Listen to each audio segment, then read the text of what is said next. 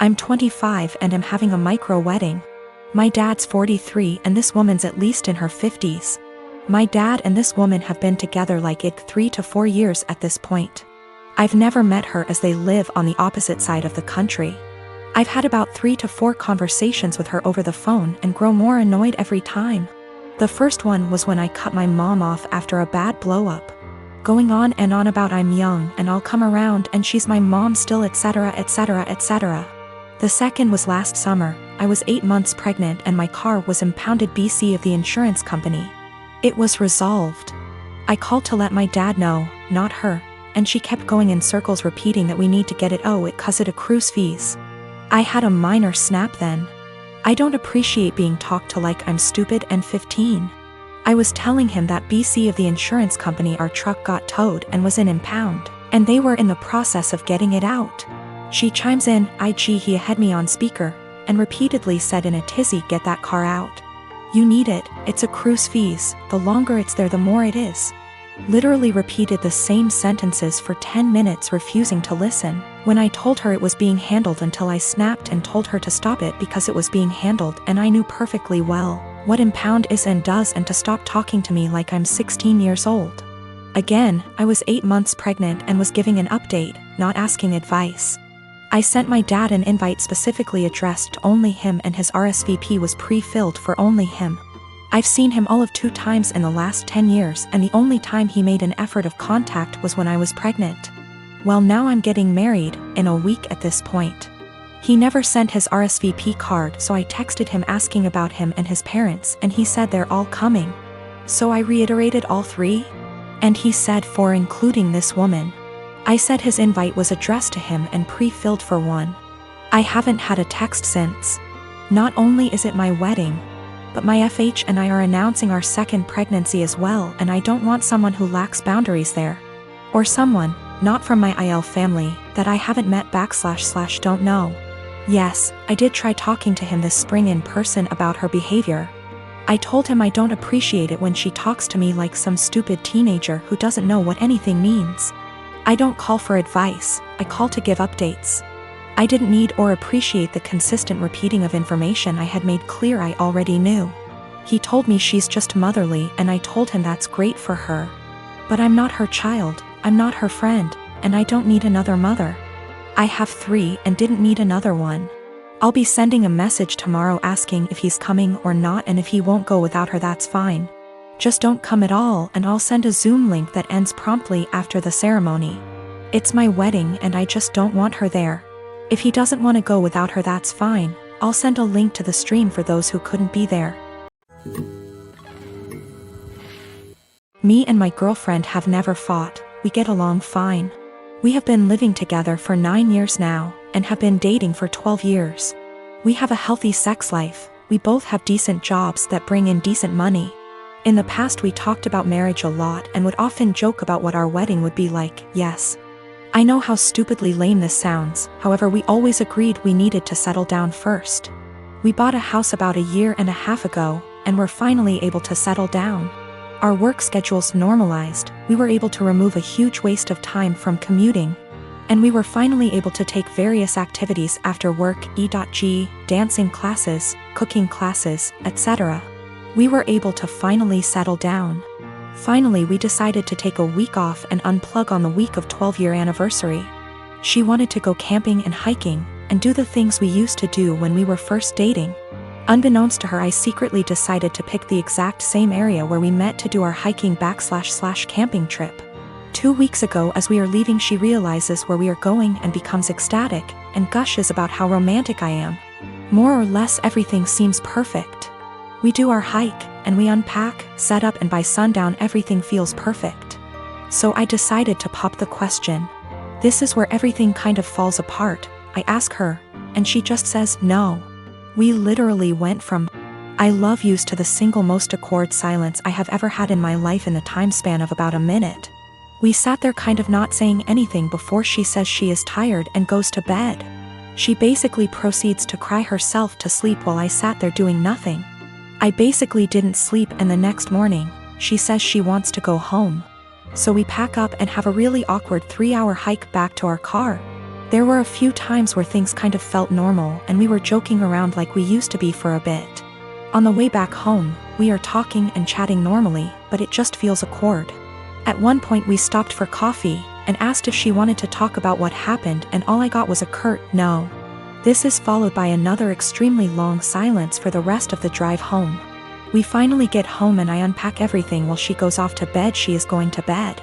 Cue more crying. I tried really hard to talk to her, but she pretty much told me that she just needs time to be alone and think. The next day she tells me she is going to take some time and see her family, which is literally on the other side of the country. It has been about 2 weeks since I dropped her off at the airport. She sent me a few messages to tell me she is fine, and that she needs some more time to think.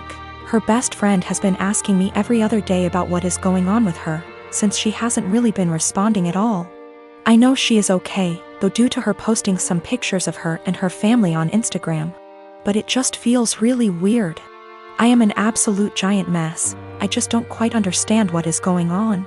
None of my friends have really offered me anything of value. I just feel if I didn't ask the question, everything would be absolutely fine, and I don't really understand what is going on. I keep wanting to grab her laptop to try and figure out anything. I am not close to her parents at all, but I trust her and want to respect her space, but I don't know when she is coming back. I even sent her a message this morning, and I know she saw the message and received it, but hasn't replied. Also, her work has called me this morning asking about where she is. Apparently she had taken an extra week off last week, but she was supposed to be in yesterday. Now everything feels like it is falling apart and I have no idea what to do. The reason why it took so long for us to get married is we both agreed we wouldn't move to the next step until we finished the following. We both finished school. For her, that wasn't until 2 years ago. We both had stable jobs. We had a place where we could agree would be good enough to take stuff to the next step. We both had decent working hours. For a long time she was doing her residency and we more or less worked opposite shifts. We did talk about marriage and kids, and both agreed it would be part of the next step after we got settled. I am a 33 years old female, and I found out that my ex-husband 37 male was cheating on me when I was 7 months pregnant with our son. I got a divorce and we share custody of our 3-year-old son. My ex-husband's girlfriend tried to get involved in my parenting several times. She even commented on my son's name, implying that we should agree on a name we all want, not just what I wanted, and tried to dictate what he should and shouldn't have. As a result, she started throwing stuff of his that I paid for myself. Honestly, it's frustrating because I'm barely getting by with the money I have and cannot afford to buy replacement for all the stuff she throws put, but my ex-husband says it's her house and she gets to decide what can and can't enter. I made a crochet blanket for my son with his name on it. This blanket is special to me, and the tools I used to be able to make it cost me money. Not to mention the time and effort it took to get it down. I sent my son to stay with his dad days ago, and he wanted to take the blanket with him to sleep with it. I don't know exactly what happened, but when I came to pick him up he told me his dad's girlfriend took it away from him and threw it out, leaving him with no blanket to sleep with at night as punishment for him for not accepting the one she offered. I was furious. I called his dad, but he hung up on me. I sent him a text explaining the situation, but he texted back telling me that I should stop the drama and go look for a job if I have so much free time on my hand, instead of picking on his girlfriend. I felt frustrated. I visited his family, who are good to me, and told them about what their son's girlfriend did. Now it's worth mentioning that she's been working hard for their approval and to get on their good side. They were shocked to know about what she did. They all flipped out on her and started calling her out. My sister-in-law took it further by putting this on social media, which made other family members see what she did. My ex-husband called me yelling about my pathetic attempt to turn his family against his girlfriend. I could hear her freaking out in the background while he was lashing out at me, saying I ruined every chance she had to have a good relationship with her future in-laws. I hung up and felt absolutely horrible, even though I was just venting to his family about what happened and felt frustrated. I'm not sure anymore, since the whole family aren't speaking to her, that might have a lasting impact on their relationship with her.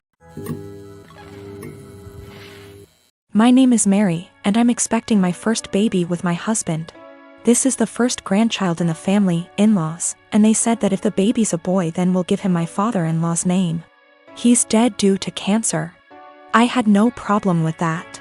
This happened before we found out the gender of the baby. My husband and his family had me do things like attend prayers and do other rituals before the reveal at the doctor's. I didn't like that but went with it to keep the peace. Dr. appointment came, and it turned out to be a girl. My husband cried in the car, then turned his phone off to hide from his family, then finally told them. His mom and the others made their frustration and disappointment clear, which bothered me cause my daughter deserves to be celebrated, but they ghosted me for days, then started coming over and visiting, constantly referring to my daughter as my son, claiming the results were false and basically pretending it's a boy. I had severe fights with them after they refused to stop it. And my husband sided with them despite seeing how wrong and unreasonable what they were doing was. We didn't speak for a while. Sister-in-law called to apologize, then informed me she arranged for a baby shower for me. I was so excited and happy. But when I arrived I saw blue balloons, blue cake with father-in-law's name / decorations around. I was so confused I had to sit down. Sister-in-law explained they were still hoping the gender results are false and it's a boy. I looked at my husband and he agreed with her. I lost my temper and yelled at them all, calling them delusionals and telling them to stop treating my daughter like she's unwanted and act like she doesn't exist by throwing a party for their imaginary grandson. Mother-in-law broke down crying. I took my bag and walked out immediately. They started yelling and my husband followed me outside and started arguing about how I insulted his family and his dad's memory by acting like that. I told him to wake up and see the insanity in his family's behavior. He said they needed time to process the fact that it's a girl not a boy as they expected, and insisted I play along and they'll soon get over it. I said absolutely not and demanded he take me home. He said no, so I called an Uber and left. He was fuming. He called 15 times, then texted that he won't be coming home till I get my ass over and apologize for ruining everything and accusing them of being mentally unstable. I haven't responded yet. He's constantly pressuring me to get right with his family before we even talk about anything else.